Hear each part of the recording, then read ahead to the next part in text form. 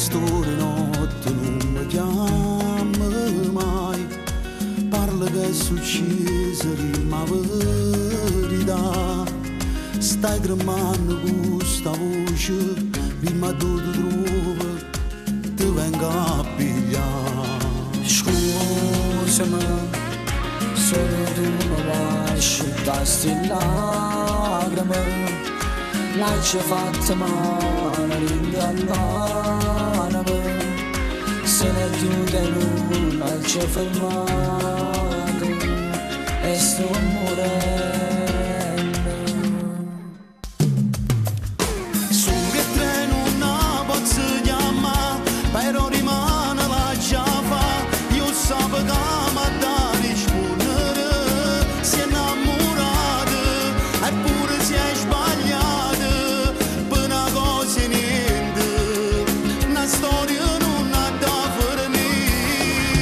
L'hai fatto troppi volte già, gli si mi fa sbagliare, 5 minuti da non bastano, e voglio bene, lo bene mi fa male, siamo che chiamano, mi sento troppo inutile. Ti dico non ti preoccupare, rimane mamma che piglia. La porta nel carro, a cerca scusa c'è da gnà. Si sto che innamoro vero, ritornata a abbraccia.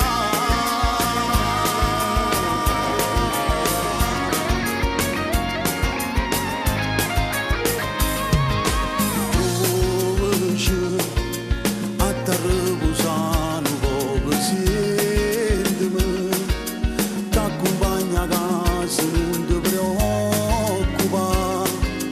Non mi fate il pensiero, ci parli e le spiego tutte cose. Un attimo, prima che ci ritiriamo, fermati, l'indagino viene da questa casa, voglio respirare fumo solo.